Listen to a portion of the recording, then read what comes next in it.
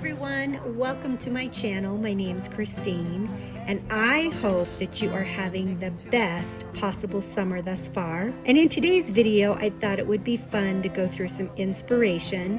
I've been on the hunt for a large, chunky, oversized bookshelf to fit a particular wall.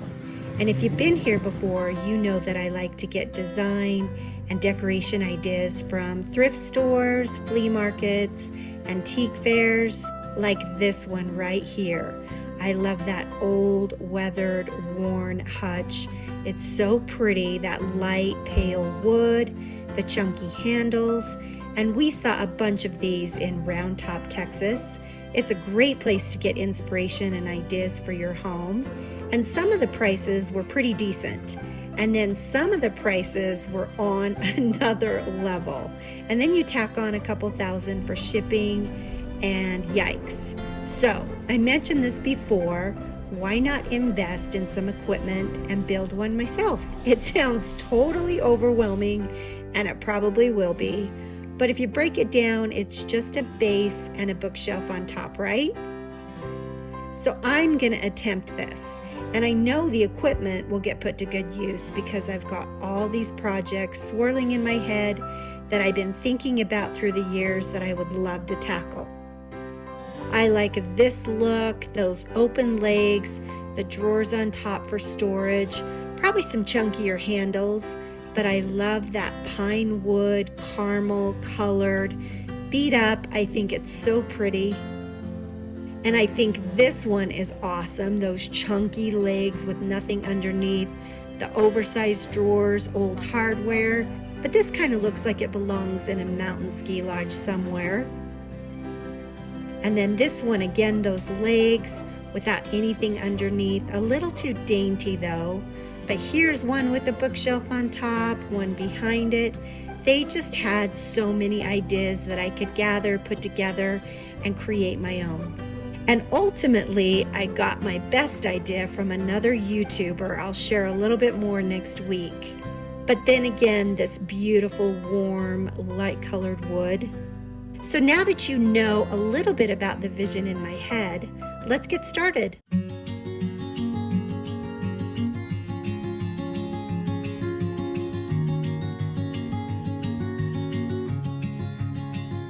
Okay, to get started, let me just clarify, one, this is not a tutorial. Hopefully this will just give you some ideas and inspiration for your own building project. And number two, this isn't the pretty project yet that you might have been hoping to see. But there's always preparation when starting a new project. And I needed to prepare a lot more for my journey of building this big piece of furniture. I needed a workbench. So I'm at Home Depot just looking at the different sizes of wood and pricing. Actually, let's rewind a little bit. I first checked out Facebook Marketplace for a workbench. There's lots of shapes and sizes. There's wheels on that one, which is a great idea, but a little bit too big. There's another one with wheels. It's a little bit better size.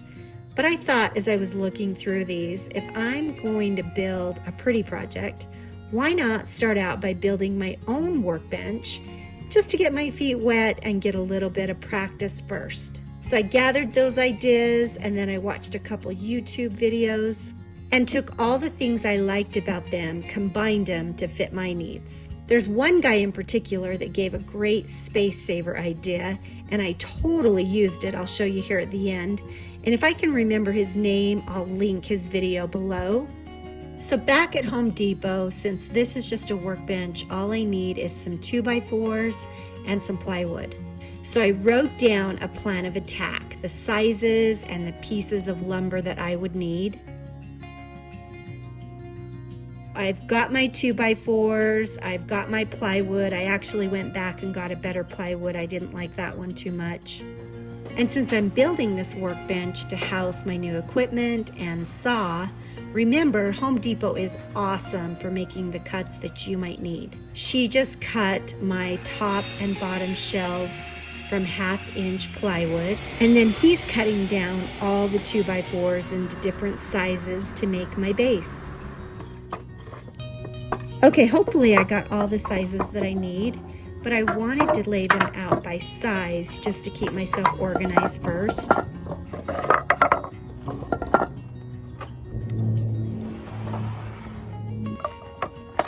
And then I did buy this handy dandy Craig Jig pocket hole.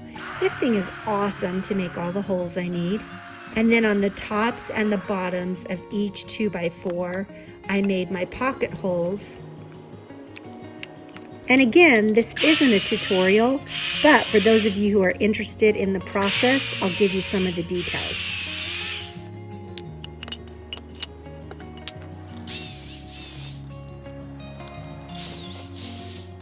And then on a few pieces, I made holes in the center, which I'll use to attach to the top shelf and the bottom shelf you'll see here in a bit. Got my glue and my clamps ready. And I just proceeded to glue down the sizes that I needed to start. So let's build this.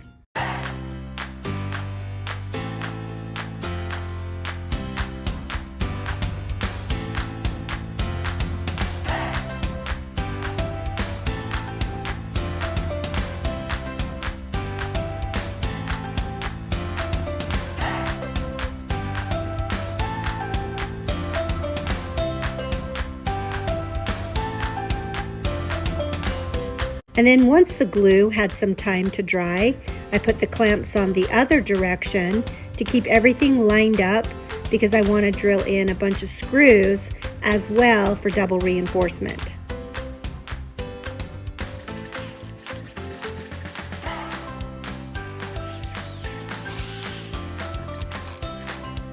So I've got my screws in for reinforcement, and then here's where I'll slow down a bit.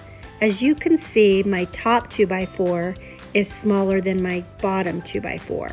And then I've got those blocks on each side creating the space on each end. And the reason being is because these are going to be my 4 legs. And I want to make sure they're very sturdy to hold everything that I need.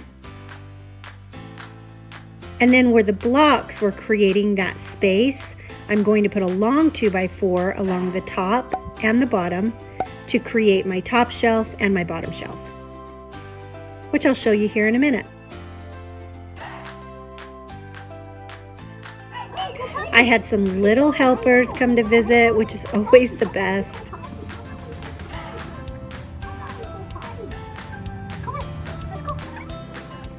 And now I'm just screwing in the long 2x4 for my top and my bottom shelf. And this will be for one side.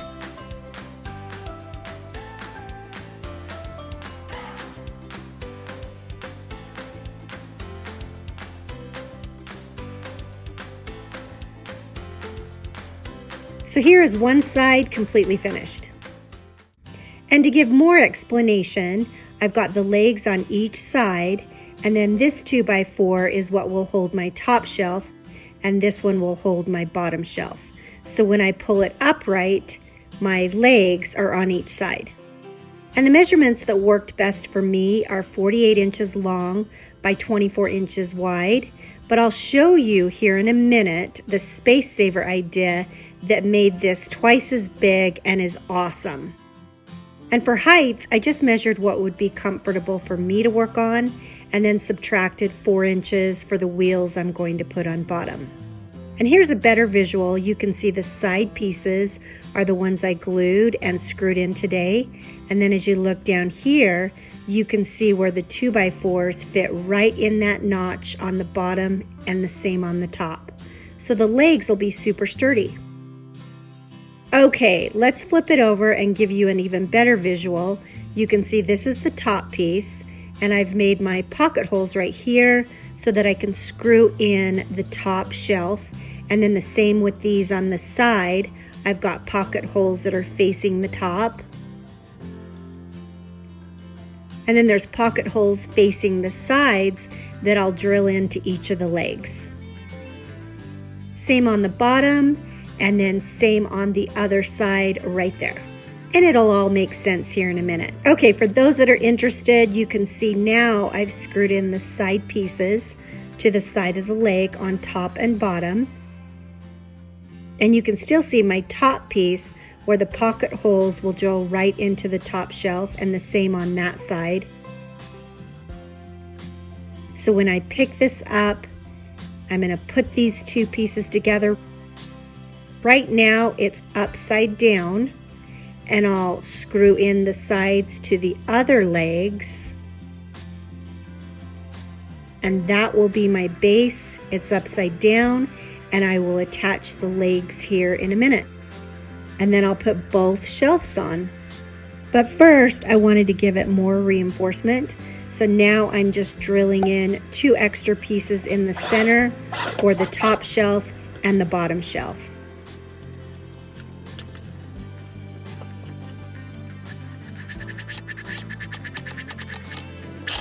And this thing is super sturdy. Okay, speaking of wheels, I ordered these from Amazon, and these things are awesome. Super heavy duty. They've got locks on each side if I need to lock each of the wheels. They come with all the hardware and a little wrench to attach them. The only downside is the hardware that they sent is not a wood screw. You can see it's got a flat end. So unfortunately, those didn't get used. But I did just run down to Home Depot and bought the same width of a screw that has the point for a wood screw, and screwed these in super easy. So just know that there's the difference between the two. But I love these wheels. They turn, they twist. These are going to be perfect. And then I set up my saw, and once again, this isn't the pretty project, but I sure think these are pretty. And so here is the finished workbench. Nothing special, but I love this thing. Or should I say workbenches? Here's where the space saver idea came in so handy. So each of these are 24 by 48, and I can use them and wheel them to make the bench either deeper or longer, depending on the project that I'm working on. And I love this idea because they're super easy to store in the garage. I can use one of them if I'm working on a smaller project. And it makes it so easy to wheel around and use it whenever or wherever I need it. I can lock these legs in place if I need to. I can store stuff on the bottom. I might even put a middle shelf on there. I don't know. And here's the last item that I purchased from Amazon. I haven't used it yet, but it's a latch. And I don't know if I'll actually attach it or not, because the locks on the wheels work so well. But the idea is you put the latch on the legs so that if you want to use the workbench lengthwise, you latch it in place. And if you want to use it depthwise, you latch it in place. And so far, these have got a ton of usage. So that's it. Stay tuned for next week. We'll start the pretty project. Hopefully you'll come back and join me. Give me a big old thumbs up. It sure does help my channel. And I hope the rest of your day is absolutely awesome. See you soon.